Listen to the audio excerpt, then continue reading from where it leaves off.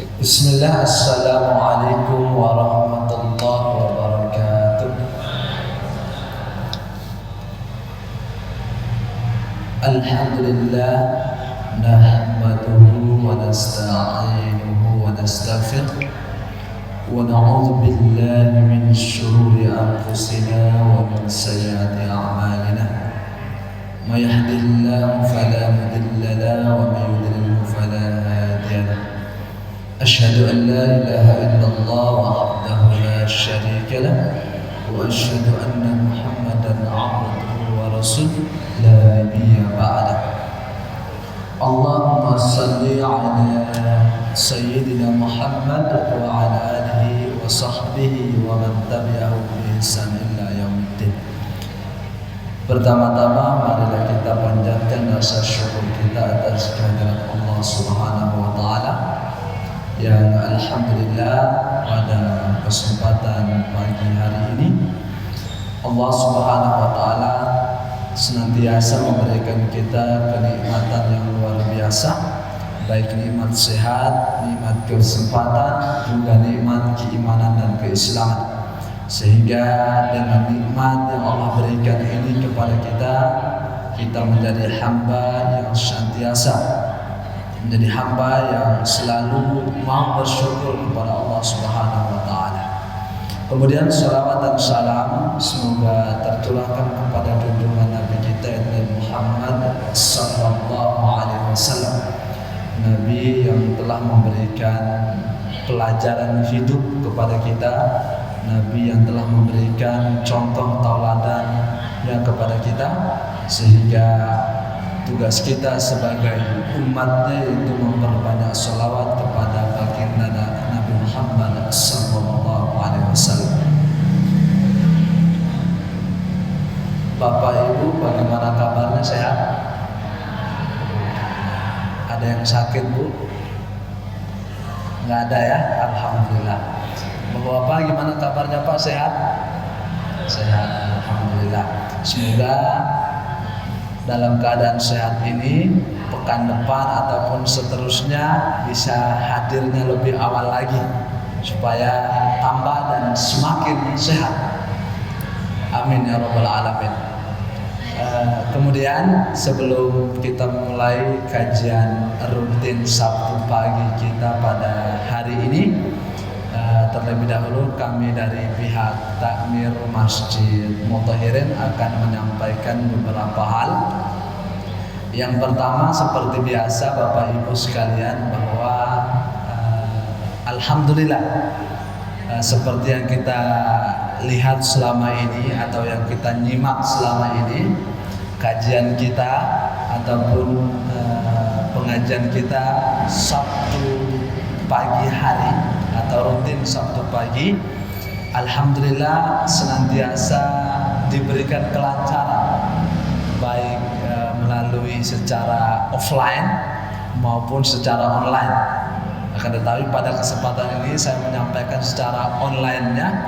Jadi barangkali Bapak Ibu yang belum sempat hadir pekan kemarin atau pekan sebelumnya, bisa kita sama-sama menyimaknya melalui YouTube kita bersama, yaitu channel YouTube Masjid Muthahirin Intian, seperti yang kita lihat di hadapan kita masing-masing. Maka dari itu kami dari pihak Takmir Masjid Muthahirin ingin meminta bantuannya untuk selalu mendukung bersama untuk kemajuan channel kita bersama. Bisa di like, subscribe. Kalau ada komen-komen ataupun pertanyaan, silakan diajukan di kolom komentar.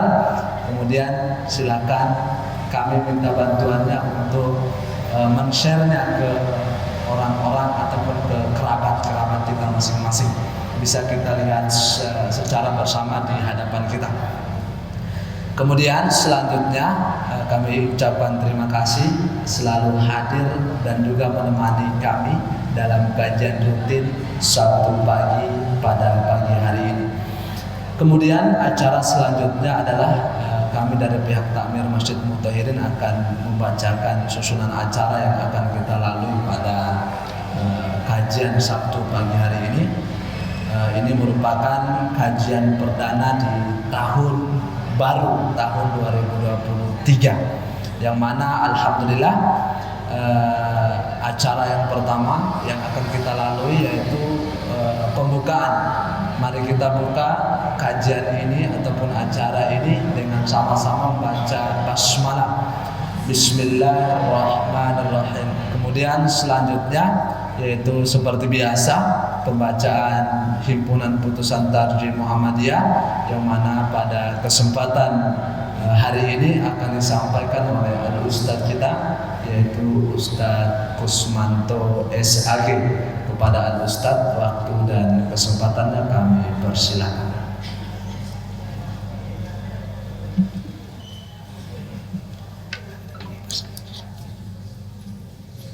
Benar.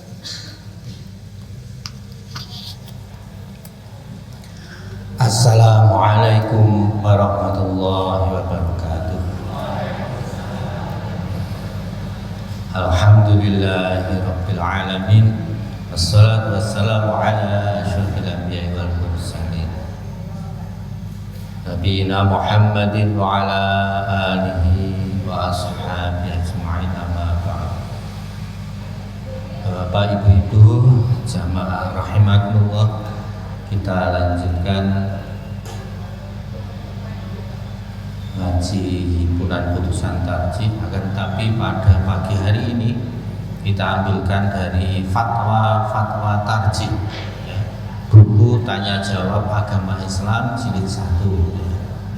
Kalau kemarin kita sampai pada pembahasan bahwa Al-Fatihah itu hendaknya membacanya ayat demi ayat dan tidak disambung. Begitu pula dengan memperhatikan tanda-tanda bacaan, ya.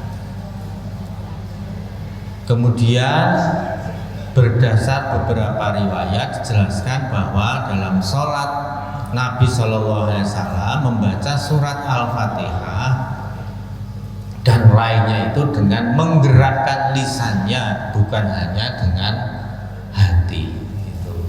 Walaupun yangsir tetapi tetap dibaca, ya, artinya digerakkan lidahnya, tidak hanya meneng diam tetapi di dalam hati, bukan itu. Dari beberapa hadis yang kemarin kita sudah sampaikan. Nah, ini sekarang ada pertanyaan, apakah lafaz basmalah atau bismillahirrahmanirrahim itu termasuk dalam surat Al-Fatihah atau tidak? Nah, ini kita ambil dari buku fatwa tarjih, ya, halaman 53-54. Jawabannya adalah di dalam Al-Quran ada 114 surat dimulai dengan lafaz Bismillahirrahmanirrahim, kecuali surat At-Taubah atau surat Al-Baroah, surat yang ke-9. Surat At-Taubah tidak didahului dengan lafaz basmalah, tetapi ada surat yang bacaan basmalahnya 2 kali, yakni surah An-Naml, surat yang ke-27. Sehingga jumlah bacaan basmalah di dalam Al-Quran tetap 114. Para sahabat telah sepakat bahwa bacaan basmalah itu ditulis pada awal tiap surat kecuali surat Baroah atau surat At-Taubah. Mengenai bacaan amin, mereka sepakat pada bacaan amin itu bukan sebagai ayat Al-Quran. Jadi kemarin kita akan membacakan bagaimana Rasulullah membaca surat Al-Fatihah itu. Mengenai basmalah itu, apakah salah satu dari surat Al-Fatihah, salah satu ayat dari surat Al-Fatihah, ataukah ayat pembatas satu surat dari surat yang lain? Dan ini ada perbedaan pendapat di kalangan ulama, ya. Satu, fuqaha Madinah, Basrah, dan Syam berpendapat bahwa bacaan basmalah adalah sebagai pembatas dari satu surat dengan surat yang lain, sehingga bacaan itu tidak masuk pada surat Al-Fatihah. Oleh karenanya Imam Malik tidak membaca basmalah di dalam membaca surat Al-Fatihah dalam sholat. Yang kedua, menurut ahli qiraah Kufah dan Makkah, demikian pula menurut Imam Syafi'i, basmalah itu satu ayat dari surat Al-Fatihah, sehingga dibaca jahar dikala membaca jahar dalam sholat, ya, surat Al-Fatihah dalam sholat itu. Jadi kesimpulannya, bacaan basmalah menurut ijma' sahabat ditulis dalam Al-Quran sebagai permulaan setiap surat, kecuali surat At-Taubah atau surah Baroah. Tentang apakah basmalah itu satu ayat dari surat Al-Fatihah yang disebut As-Sab'ul Masani, maksudnya 7 ayat yang diulang-ulang, terdapat dua pendapat, yaitu pendapat yang pertama fuqaha Madinah, Basrah, Syam, basmalah itu kepala setiap surat termasuk surat Al-Fatihah, tetapi bukan termasuk salah satu ayat Al-Fatihah. Sedangkan ahli qiraah Kufah dan Makkah itu memandang bahwa bacaan basmalah termasuk salah satu ayat dalam surat Al-Fatihah. Bila membacanya dalam sholat, Imam Syafi'i membaca keras sekalipun sholat bacaan keras atau tidak. Ya, ini beberapa pendapat. Jadi tentang basmalah, yang kemarin ada yang membaca sir atau bahkan ada yang tidak membaca, itu ada dasarnya semuanya. Itu kemudian ada yang mempermasalahkan atau bertanya apakah basmalah itu masuk ayat atau bukan. Nah, ini kita ambilkan dari buku Fatwa Tajih atau buku Tanya Jawab Agama jilid 1. Insya Allah pada kesempatan yang akan datang kita akan sampaikan tentang bahwa Al-Fatihah itu sebagai salah satu rukun di dalam sholat. Artinya apabila tidak membaca Al-Fatihah dalam sholat itu tidak sah sholatnya. Ini insya Allah menjadi kajian yang akan datang insya Allah. Wallahu a'lam wa ma taufiqi illa billah. Nyuwun ngapunten. Assalamualaikum warahmatullahi wabarakatuh.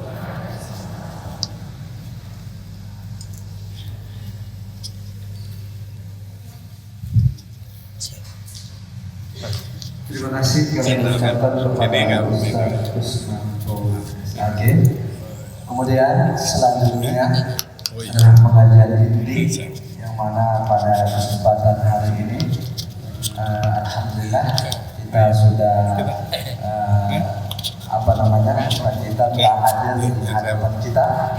Langsung saja pada kesempatan ini yang akan mengisi kajian kita adalah Ustaz Dr. Muhammad Ihsan LCMA. Beliau akan menyampaikan tentang tema besarnya adalah bunga rampai hukum Islam. Tanpa memperpanjang waktu kepada Ustaz, waktu dan kesempatannya kami persilakan. Bismillah.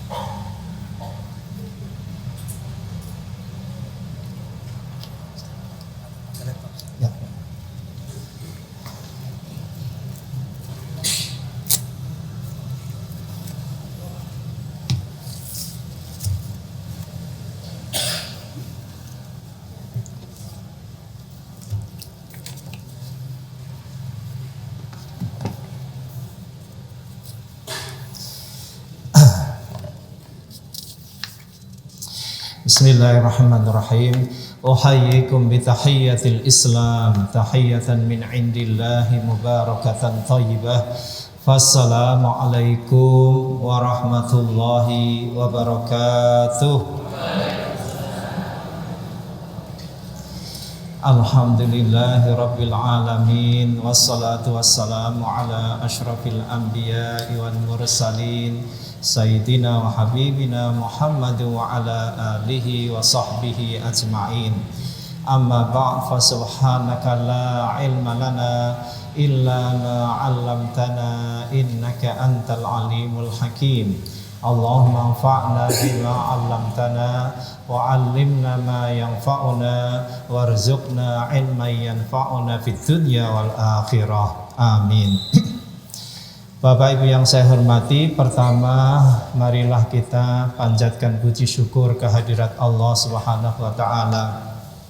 Sungguh Bapak Ibu, Allah itu senantiasa meliputi diri kita dan keluarga kita dengan kurnia dan kenikmatannya. Oleh karena itu, marilah kita menyadari, menginsafi dan mensyukuri nikmat-nikmat Allah tersebut. Dengan mensyukuri nikmat Allah, Allah berjanji akan menambahkan kenikmatan tersebut pada kita. Selanjutnya salawat dan salam marilah kita sanjungkan kepada Nabi kita Muhammad sallallahu alaihi wasallam yang telah diutus oleh Allah Subhanahu wa taala untuk membawa kita semuanya dari alam jahiliyah kepada alam Islam yang terang benderang. Bapak Ibu yang saya hormati, kajian dan pengajian kita pada pagi hari ini saya beri judul ilmu niat. Ilmu niat. Niat itu Bapak Ibu itu ada ilmunya ya. Bahkan di depan saya membawakan sebuah buku hanya untuk niat saja. Ini ada bukunya, tebal banget ya. Dan banyak lagi sebenarnya kitab-kitab lain tentang niat. Jadi niat itu sangat penting Bapak Ibu yang saya hormati, dan kita akan mempelajari 3 hal saja. Karena kalau saya terangkan segini nih ya nanti Bapak Ibu nggak jadi pergi ke tempat kerja ya. Saya akan menerangkan 3 hal saja, yaitu yang pertama adalah tentang definisi niat, yang kedua adalah tentang ya, betapa pentingnya niat itu, dan yang paling penting lagi adalah keutamaan atau fadilah niat ya.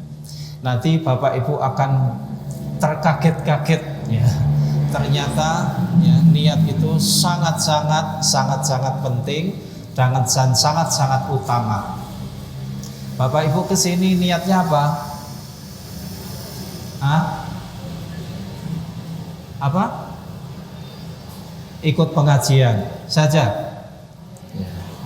Nggak mau ngomong-ngomong dengan kawan-kawan, nggak mau bisnis. Kalau ibu bawa makanan minuman dijual ya nggak apa-apa ya. Jadi kalau Bapak Ibu kesini hanya ikut pengajian saja itu bagus sekali kan, niatnya bagus.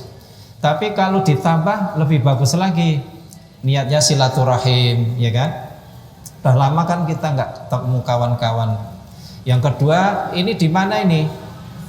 Di masjid. Niat apa kalau masuk masjid? Ya, i'tikaf.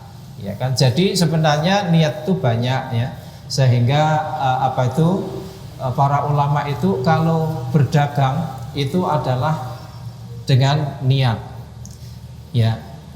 Bahkan niat itu adalah perdagangan para ulama. An-niyatu tijaratul ulama. Niat itu adalah perdagangan para ulama. Kalau Bapak Ibu panjenengan dagangnya nopo? Ya makanan, minuman, baju ya kan. Di tokomu ya, bukan tokoku ya.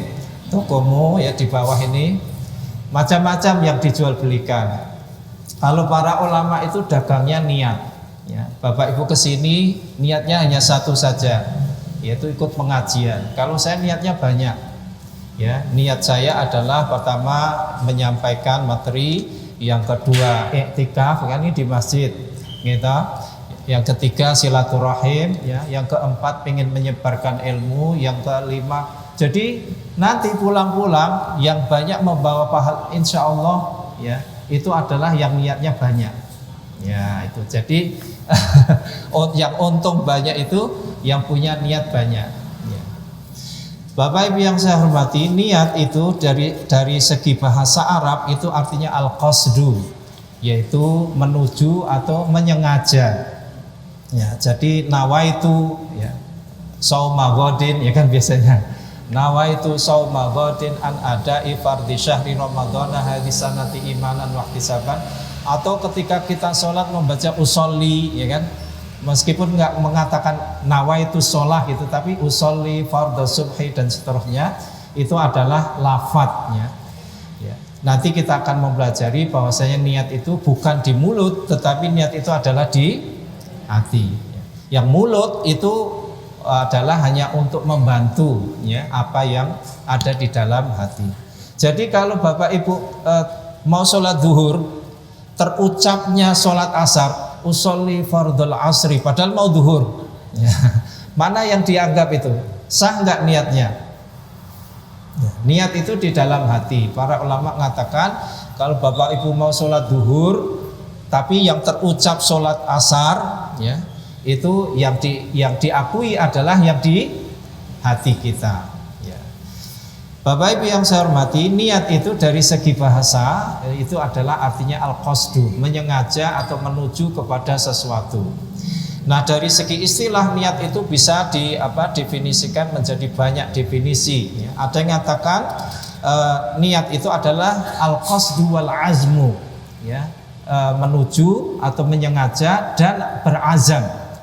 Al-azmu itu bahasa Arab tapi masuk bahasa kita nggih, azam. Punya keazaman, artinya punya kemauan yang sangat kuat ya untuk melakukan sesuatu. Kemudian ada juga yang mengatakan bahwasanya niat itu adalah al-iradah, artinya keinginan atau kemauan. Tapi definisi ini kurang tepat ya, karena keinginan atau kemauan itu umum, banyak sekali keinginan kita ya, tapi enggak kita niatkan ya. Jadi ini terlalu umum sehingga kata-kata niat diartikan sebagai kemauan atau keinginan itu sangat umum. Ada juga yang mengatakan niat itu didefinisikan dengan ikhlas. Jadi niat itu ikhlas. Ini juga definisi yang kurang benar ya. Kenapa? Karena ikhlas itu adalah sifat daripada niat ya. Ada orang niat ikhlas, ada orang niat tidak ikhlas gitu. Ada kan banyak, ada orang sholat itu ikhlas ya karena Allah ya. Ada juga orang niat itu karena riya ya, pamer ya. Jadi kalau niat itu didefinisikan dengan ikhlas maka itu tidak benar. Nah, ada juga yang menyatakan bahwasanya niat itu adalah amalul qalbi wa wijhatuhu, artinya pekerjaan hati dan arah tujuan hati ya. Jadi niat itu adalah pekerjaan hati dan arah tujuannya. Tapi pekerjaan hati bukan hanya niat. Memang hati itu diantara pekerjaannya adalah niat ya. Tetapi bukan satu-satunya pekerjaan hati. Karena hati kita itu kerjanya itu apa Bapak Ibu? Banyak. Membenci, mencintai itu adalah pekerjaan hati. Sampai kalau cinta pada seorang itu cinta apanya? Maksudnya kenapa kok Bapak Ibu cinta kepada seseorang atau sesuatu? Ya kan hati kita yang mencintai, ya kan? Hati kita cinta, kemudian nanti yang lain-lain mengikuti, ya, memberi hadiah dan seterusnya itu karena kita mencintai dalam hati. Beriman, kufur itu juga pekerjaan hati, ya. Hati kita beriman atau kita naudzubillah kufur itu juga adalah pekerjaan hati. Cinta, benci, iman, kufur termasuk pekerjaan hati itu adalah niat. Jadi kalau niat itu hanya dikatakan sebagai pekerjaan hati, maka ini nanti ya artinya terlalu umum. Pekerjaan hati itu lebih dari hanya niat saja. Maka di dalam syarak istilah menurut syariat Islam, niat itu adalah al-iradah wa tawajjuh nahwal fi'li ibtigha'a wajhillahi ta'ala wa imtithalan li hikamihi. Artinya keinginan atau kemauan ya untuk mengerjakan sesuatu karena ingin mendapatkan ya keridhaan Allah Subhanahu wa taala dan karena mengikuti petunjuk-petunjuknya. Jadi itulah niat ya. Jadi Bapak Ibu yang saya hormati, niat itu adalah keinginan dan kita itu bertawajuh, mengarahkan hati kita ya untuk untuk melakukan suatu pekerjaan itu karena ingin mendapatkan keridhaan Allah dan kita mengikuti petunjuk-petunjuknya. Jadi Bapak Ibu yang saya hormati, itulah niat ya dari segi definisinya. Sekarang bagaimana pentingnya niat itu? Niat itu sangat-sangat penting ya. Sangat-sangat penting sekali. Sangat dikehendaki. Karena kalau kita melakukan sesuatu tanpa niat ya, apalagi itu adalah ibadah, bisa jadi ya atau hampir bisa dipastikan ibadah kita itu tidak akan diterima oleh Allah Subhanahu wa taala. Bapak Ibu sholat tanpa niat, puasa tanpa niat, itu nanti dikira hanya senaman. Sholat tanpa niat itu senaman. Kalau puasa tanpa niat, itu seperti Bapak Ibu sedang diet. Ya, oh nggak makan, kenapa? Oh ternyata diet. Ya. Oh ternyata puasa. Ya, jadi puasa atau tidak itu tergantung kepada niatnya kan. Niat itu menentukan ya apakah sesuatu itu nanti diterima oleh Allah atau tidak, diberi pahala oleh Allah atau tidak, maka itu adalah tergantung kepada niatnya. Dan niatnya sedikit atau banyak itu juga tergantung niatnya. Tadi saya katakan Bapak Ibu kesini niatnya hanya satu, ikut pengajian saja, itu ya dapat pahala, tapi ya sedikit. Sedikit ya. Tapi kalau Bapak Ibu niatnya tadi banyak ya, saya mau ikut pengajian ya, niat saya adalah untuk i'tikaf, niat saya adalah untuk menyampaikan ilmu, niat saya adalah untuk silaturahim ya. Kan sebelum dan setelah pengajian ini mesti ngomong-ngomong kan, kecuali Bapak Ibu diam saja gitu nggak mau silaturahim ya. Jadi niat itu sangat penting karena menentukan diterima atau tidak diterima ya amal ibadah kita. Kemudian pahala kita itu banyak atau sedikit ya, itu adalah tergantung kepada niat kita. Niat Bapak Ibu yang saya hormati itu berdasarkan kepada hadis ya, hadis Nabi Shallallahu Alaihi Wasallam. Innamal a'malu binniyat wa innamal likulli imri'in ma nawa. Faman kanat hijratuhu ilallahi wa rasulih wa hijratuhu ilallahi wa rasulih. Wa man kanat hijratuhu lidunya yusibuha aw imra'atin yankihuha wa hijratuhu ila ma hajara ilaih. Jadi ini pas kebetulan hijrah ya. Nabi itu memberikan contoh ya tentang niat itu dalam pada waktu dengan hijrah ya. Innamal a'malu binniyat, sesungguhnya semua amal ibadah kita, perbuatan kita, aktivitas kita itu tergantung kepada niatnya ya. Jadi semuanya itu tergantung kepada niat ya. Bapak Ibu sholat itu bagus atau enggak? Bagus ya kan? Semua orang katakan bagus ya. Tapi kalau niatnya itu keliru ya, atau tidak ada niatnya sama sekali, maka jadi sia-sia sholat kita. Bahkan kita dapat dosa. Katakanlah orang niat ya, sholat niatnya untuk pamer ya, itu pasti akan dapat dosa. Sedekah bagus atau tidak Bapak Ibu? Sedekah bagus atau tidak? Ya, bagus. Semua orang mengatakan bahwa saya sedekah itu bagus ya. Tapi kalau ada orang bersedekah ya, niatnya ya keliru ya, tidak benar ya, bukan karena Allah ya, tetapi karena ingin dipanggil dermawan ya, ingin ya mendapatkan terima kasih dari orang ya, maka itu juga akan membuat sedekahnya itu jadi sia-sia di sisi Allah. Di sisi orang yang disedekahi ya tetap nggak tahu dia ya, orang ini niat sedekahnya apa nggak tahu kita, ya udah diterima saja, tetap dapat manfaat ya. Tapi di sisi Allah nggak ada nilainya, nggak ada nilainya di sisi Allah. Tapi kemudian Bapak Ibu jangan coba-coba gini, nyun sewu Bapak sedekah pada saya ini niatnya apa? Jangan, nggak usah gitu, itu namanya mempersulit diri.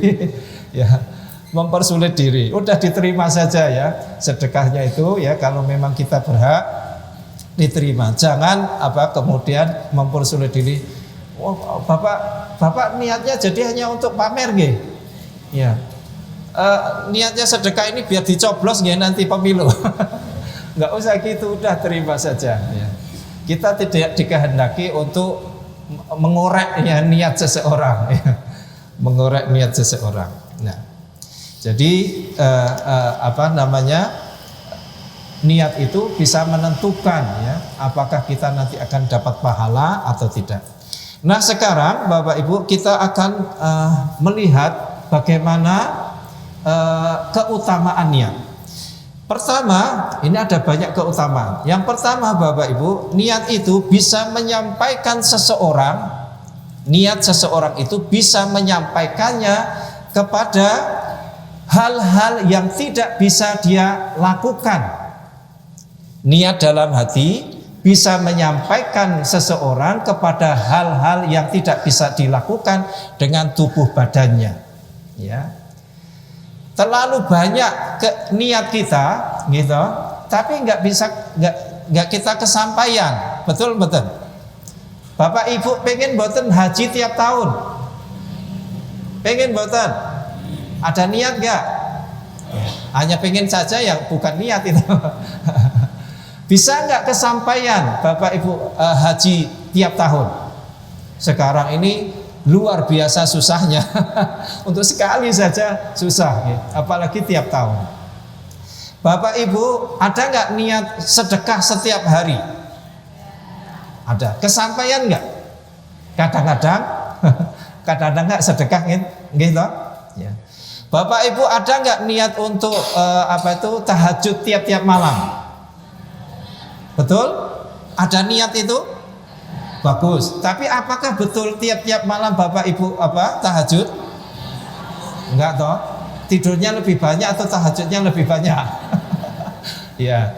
Jadi ya, dengan niat Bapak Ibu, niat itu sudah diterima oleh Allah meskipun belum dilakukan.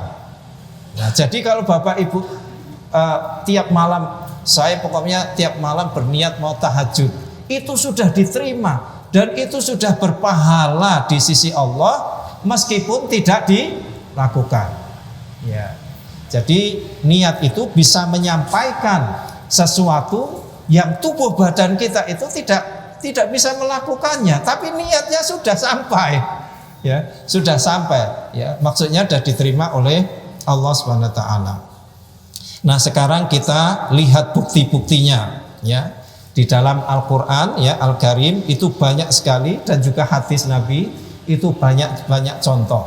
Nah, ini Nabi SAW bersabda, ini contoh pertama ya, bahwasanya niat saja itu bisa menyampaikan ya meskipun kita tidak melakukannya. Nabi SAW bersabda, man sa'alallaha syahadata bisidqin ballaghahullahu manazila syuhada wa in mata ala firasyih. Barang siapa yang bersungguh-sungguh meminta kepada Allah mati syahid, ya, minta kepada Allah mati syahid, ya, niscaya Allah akan menyampaikannya ke derajat para syuhada meskipun dia mati di atas kasurnya, nggak ikut perang, ya. Nggak ikut perang, dan memang karena kita sekarang nggak ada perang gitu, tapi kita pokoknya saya ingin mati syahid, saya berniat untuk mati syahid, dan kita mohon kepada Allah asy-syahadah, niscaya Allah akan menyampaikannya dengan niatnya itu, dengan permohonannya itu, dia menjadi golongan para syuhada meskipun matinya di atas kasur, bukan di medan peperangan. Nah, itu jadi kan penting sekali niat. Ya, Bapak, kita ingin mati syahid. Mati syahid itu Bapak Ibu, mati yang semulia-mulianya kematian. Kita semuanya akan merasakan mati. Nggih napa nggih? Siapa nggak ingin mati? mau hidup terus gitu, kita udah kawan-kawan kita udah meninggal semua ya, angkatan kita udah meninggal, dia masih hidup terus, malah nggak enak juga ya. Jadi memang kematian itu adalah sesuatu yang pasti ya, dan kita akan menjalani, dan sebaik-baik kematian itu adalah mati syahid. Begitu mulianya mati syahid itu adalah mati dalam keadaan kita membela Allah, membela agama Allah, membela kaum muslimin. Apalagi di medan peperangan, itu adalah kematian yang sangat mulia ya. Kita ikut berperang bersama orang-orang Islam dan kemudian kita terbunuh di situ. Itulah sebaik-baik kematian. Saking baiknya kematian itu, sehingga kalau orang itu mati syahid tidak perlu disolatkan, tidak perlu dimandikan, tidak perlu dikafani, dikubur begitu saja dengan baju-bajunya, dengan darah-darahnya, karena darah-darahnya itu, bajunya itu semua akan menjadi saksi di sisi Allah Subhanahu wa taala di hari kiamat kelak. Ya, jadi itu saking bagusnya, saking mulianya mati syahid ya. Maka ini kita bisa, Bapak Ibu, bisa mati syahid meskipun nanti tidak ikut perang, meskipun kita meninggalnya di atas tempat tidur, meskipun ibu-ibu perempuan gitu. Kalau ibu-ibu laki-laki kan ibu-ibu kok laki-laki ya, meskipun ibu-ibu perempuan ya apa itu ingin mati syahid bisa ya, dengan ini niat, dengan mohon kepada Allah dengan sungguh-sungguh. Yang kedua, contoh kedua, pada zaman Nabi dahulu ya, ada seorang sahabat ingin berperang. Sudah disiapkan alat peperangannya, baju besinya, tamengnya, ya kendaraannya oleh anak perempuannya. Tiba-tiba sahabat ini meninggal dunia. Maka anak perempuannya ini agak mengeluh gitu. Ini bapak pripun mau perang malah sudah meninggal duluan. Mau berperang di jalan Allah ya bersama Nabi kok malah sudah meninggal. Ketika mendengar keluhan anak itu, Nabi bersabda, sesungguhnya waqad auka Allahu ajrahu ala qadri niyatihi. Allah telah memberinya pahala sesuai dengan niatnya. Jadi belum berperang dia sudah dapat pahala. Ya. Nah, itulah hebatnya niat kita itu bisa menyampaikan kepada sesuatu yang belum kita kerjakan. Ya. Kemudian contoh lain, pada waktu peperangan Tabuk itu ada orang-orang yang mereka itu sebenarnya ingin berperang di jalan Allah Subhanahu wa taala bersama Nabi sallallahu alaihi wasallam. Akan tetapi karena mereka itu ada udzur, ya, maka mereka itu udzur itu alasan yang dibenarkan oleh syariat, ya, seperti sakit gitu, seperti kurangnya bekal, ya. Kalau mau perang nggak punya pedang pripun? Nggak punya tombak, nggak punya alat untuk perang. Apakah bila pakai tangan gitu kan nggak bisa, ya, harus ada alat-alatnya. Jadi pada waktu perang Tabuk itu ada beberapa orang yang sebenarnya mereka itu niat betul ikut bersama Nabi berperang, ikut bersama Nabi, ya, berperang melawan orang-orang kafir, ya. Akan tetapi mereka nggak bisa karena udzur itu. Maka Nabi Shallallahu Alaihi Wasallam bersabda, Inna bil Madinati la rijalan masirtum sayron wala qata'tum wadiyan illa kanu ma'akum habasahumul udhr. Sesungguhnya di Madinah, Nabi sudah kan berada di perjalanan mau perang. Sesungguhnya di Madinah itu ada beberapa orang laki-laki yang kamu, wahai sahabat yang ikut, kamu berjalan di suatu tempat atau menuruni suatu lembah, mereka ikut mendapatkan pahala. Mereka itu tidak ikut bersama kita karena ada udzur, tapi mereka tetap dapat pahala. Kenapa kok dapat pahala padahal nggak ikut? Karena niat, ya, karena niat. Jadi karena niat itu tetap dapat pahala. Contoh lain adalah Abdullah ibnu Ummi Maktum. Bapak Ibu mesti saya kira dah tahu, ya. Abdullah ibnu Ummi Maktum itu adalah orang buta, ya, sahabat Nabi yang buta, ya. Abdullah ibnu Ummi Maktum ya, ini ketika dikumandangkan ya jihad ya berperang, maka beliau mengatakan ana dharir wallahi lau astati'ul jihad la jahadtu.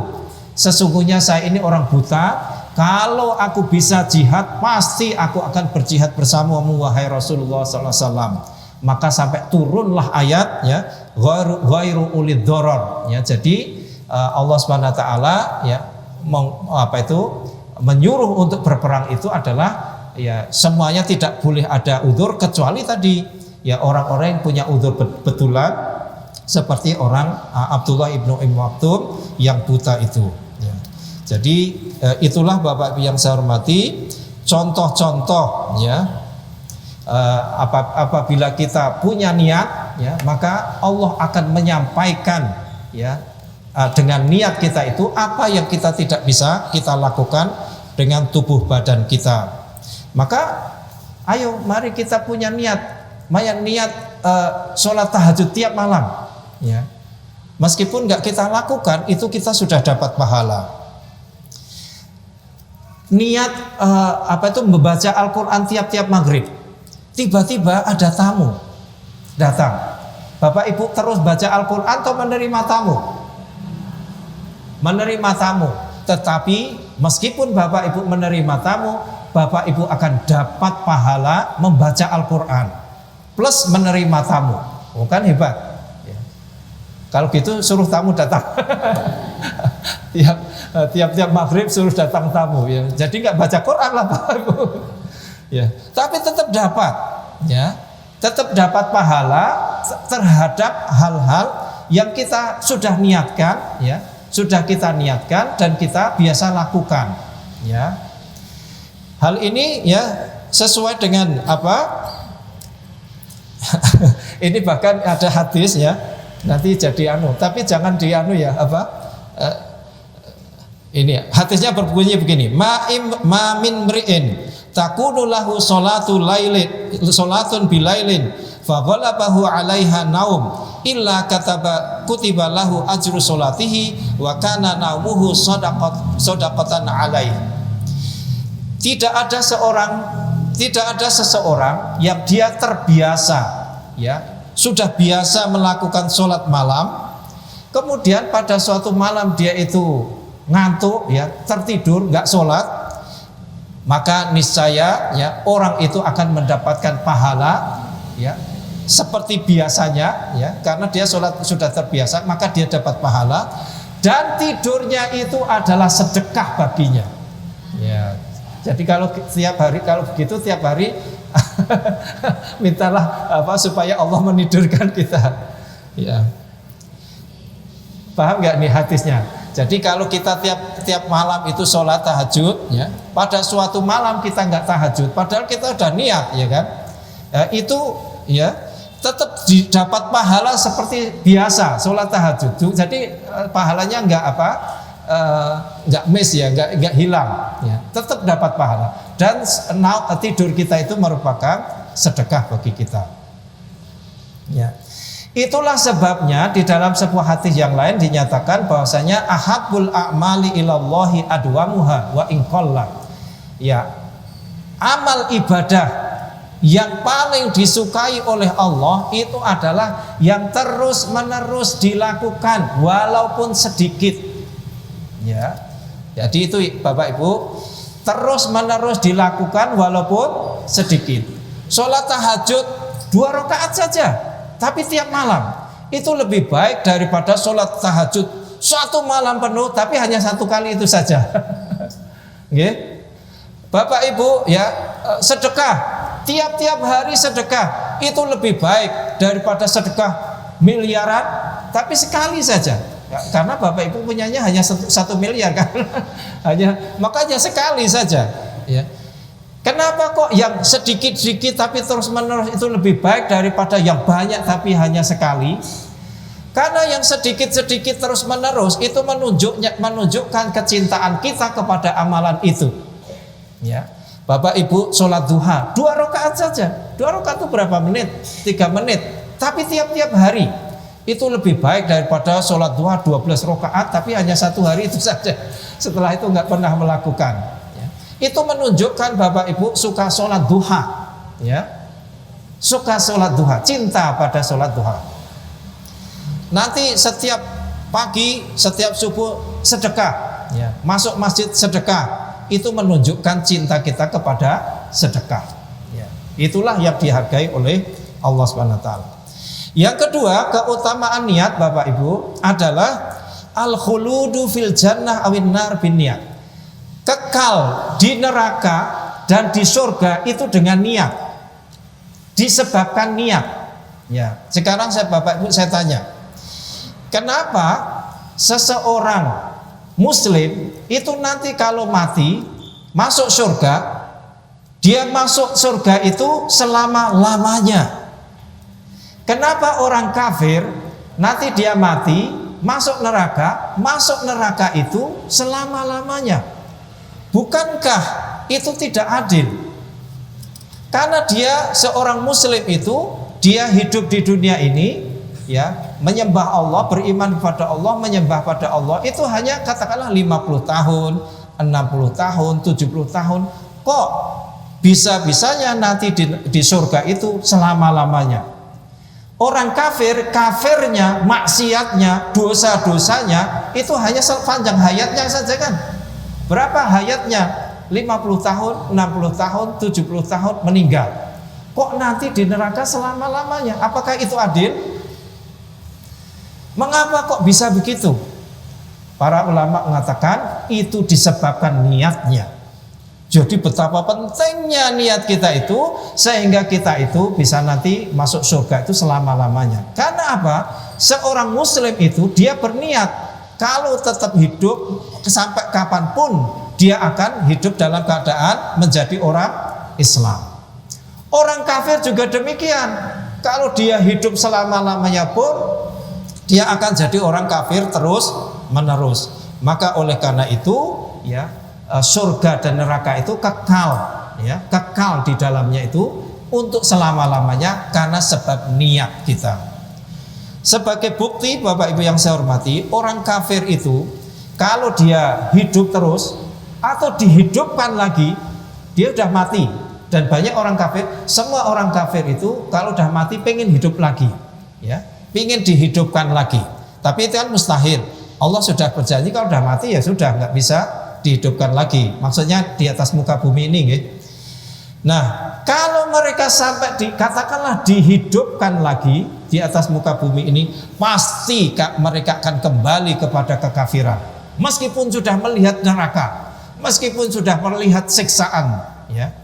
Ini sebagaimana firman Allah SWT di dalam surat Al-An'am 28, walau ruddu la'adu lima nuhu anhu wa innahum lakadzibun.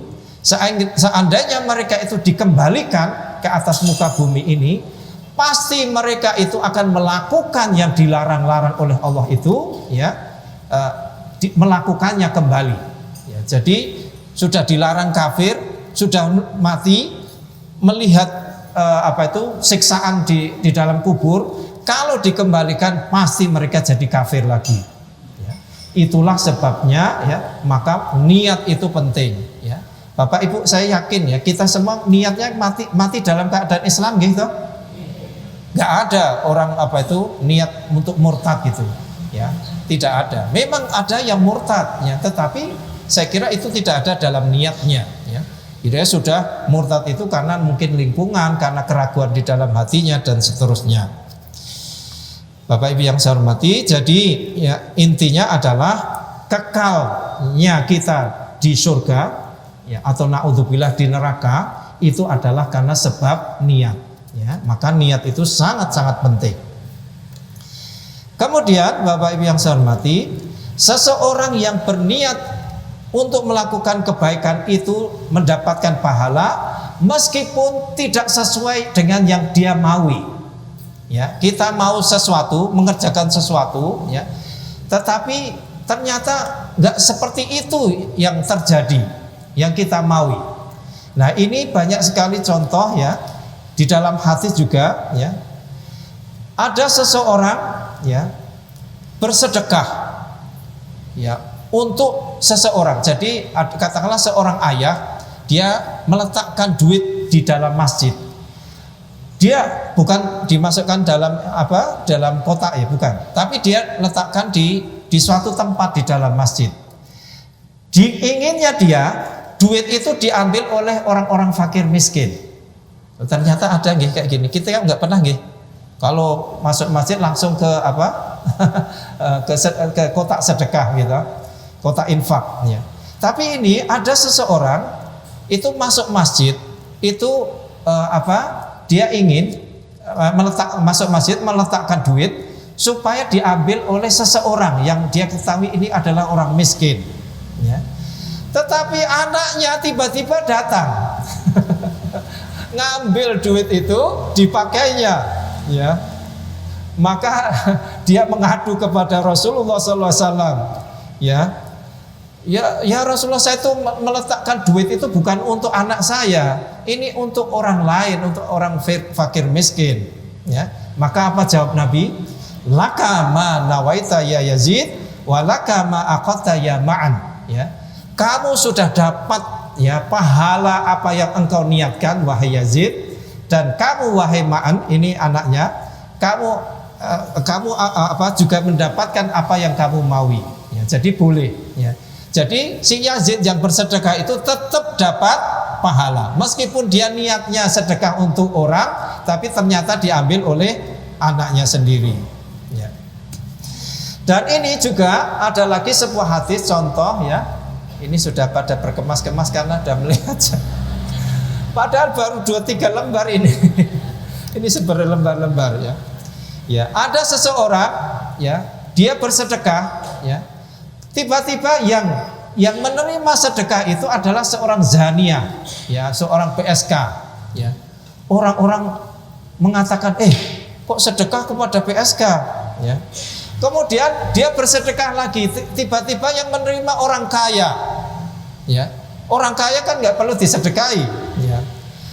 Kemudian orang-orang menggerutu, ini piye toh sedekah kok pada orang kaya, ya. Kemudian dia bersedekah lagi. Dan ternyata yang disedekah itu adalah seorang pencuri. Orang-orang menggerutu lagi ya. Kenapa dia bersedekah kepada pencuri ya? Maka di dalam hadis ini disebutkan ya, semoga dengan sedekah itu ya, si PSK ini dia insaf ya. Orang kaya ini jadi ikut-ikut jadi orang yang dermawan. Dan pencuri itu bisa memanfaatkan harta itu sehingga tidak mencuri lagi. Jadi maksudnya adalah tetap dapat pahala meskipun salah sasaran. Ya. Yang penting niat toh. Ya. Niat kita bagus ya, meskipun diambil oleh orang lain ya, maka itu tetap kita dapat pahala. Nah, Bapak Ibu yang saya hormati, jadi intinya adalah niat itu ya sangat-sangat urgen ya di dalam ya. Terus yang terakhir, karena Bapak Ibu sudah melihat jam juga ya. Lah saya dapat waktu kok hanya berapa gitu. Bapak Ibu yang saya hormati, niat itu sangat penting sehingga di dalam sebuah hadis dikatakan niatul mar'i khairun min amali.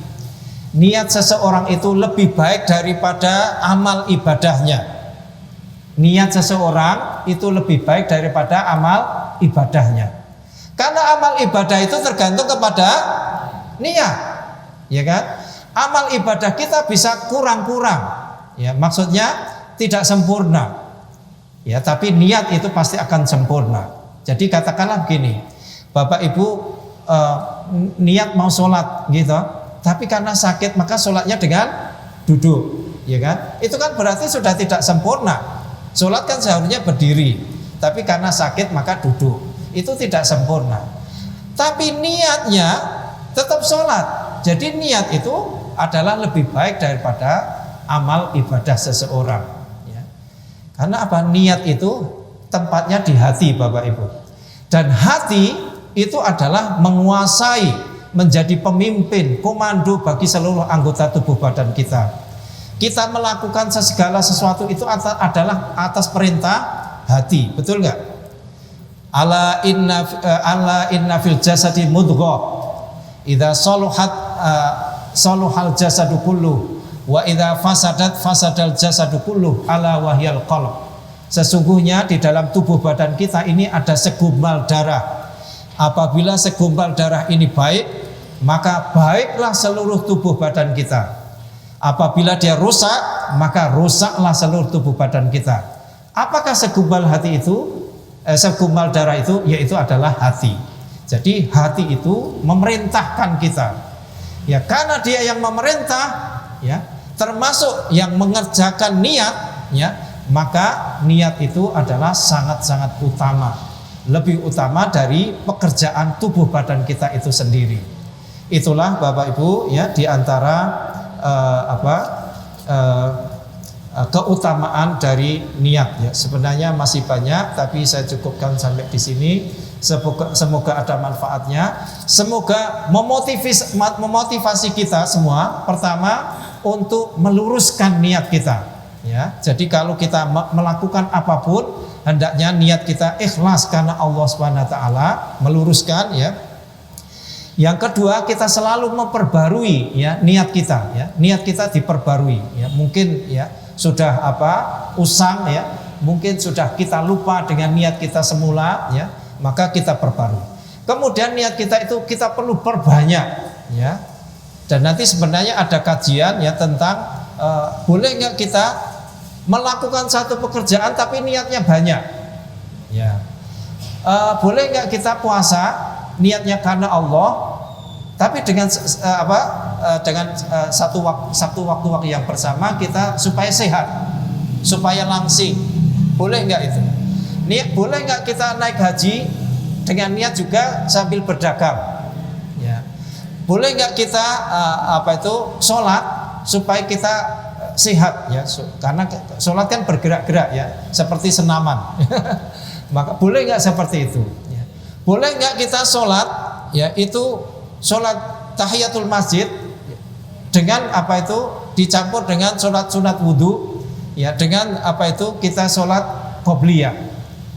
Satu sholat tapi kita gabungkan, ya, jadi hanya 2 rakaat saja untuk sholat tahiyatul masjid, untuk sholat sunat wudhu, untuk sholat qobliyah. Boleh nggak? Boleh nggak kita gabungkan mandi wajib, ya, tiap-tiap Jumat, ya, mandi wajib dengan mandi Jumat, ya, boleh nggak digabungkan? Nah, itu sebenarnya ada kajian tersendiri, ya. Jadi karena waktu tidak mencukupi pada hari ini, maka insya Allah, ya, jika ada kesempatan kita akan sambung lagi. Semoga ada manfaatnya. Aqulu qouli hadza wa astaghfirullahal azim li wa lakum. Wassalamu alaikum warahmatullahi wabarakatuh. Terima kasih kami ucapkan kepada Ustaz Muhammad Ihsan yang alhamdulillah telah memberikan kita tausiah atau ceramah mengenai tentang niat. Dan perlu diketahui juga Bapak Ibu sekalian, penting yang disampaikan oleh Ustaz tadi mengenai tentang niat ini ada juga dalam hadis arba'in. Hadis yang pertama yang mengatakan innamal a'malu binniyat wa innama likulli imri'in ma nawa faman kanat hijratuhu ila Allah wa rasulihi fa hijratuhu ila Allah wa rasulihi. Kata Nabi SAW, barang siapa yang melakukan segala sesuatu itu tergantung pada niatnya. Jika niatnya mengarahnya kepada Allah dan Rasulnya, maka niatnya itu akan menuju kepada Allah dan Rasulnya. Begitupun sebaliknya, kalau dia niatnya hanya untuk kesenangan duniawi saja, hanya untuk berfoya-foya atau ingin sesuatu yang hendak dia tujui selain daripada niat kepada Allah, maka yang dia dapatkan adalah kesenangan dunia saja. Ya, terima kasih kami ucapkan kepada Ustaz, sungguh luar biasa pembahasan pada pagi hari ini. Karena waktunya tidak mencukupi atau waktunya sudah melampaui yang telah ditentukan, jadi tidak ada sesi tanya jawab. Dan selanjutnya mari kita akhiri kajian rutin Sabtu pagi hari ini dengan sama-sama membaca hamdalah. Alhamdulillah Rabbil Alamin. Sekian dari kami. Bila ada salah kata, salah ucap, kami mohon maaf. Apabila ada kebenarannya, itu datang dari Allah Subhanahu wa Ta'ala, dan semoga bisa diamalkan di dalam kehidupan sehari-hari kita. Amin ya rabbal alamin. Sekian, billahi fisabilil haq, fastabiqul khairat. Wassalamualaikum warahmatullahi wabarakatuh.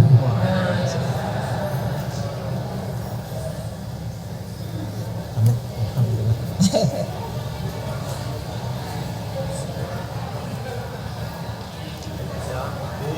Ya, monggo. Semangat, manfaat dunia akhirat. Amin, amin ya Rabb. Betul. Ya. Oh ya, astagfirullah. Mana ambil? Apa nih, Alhamdulillah.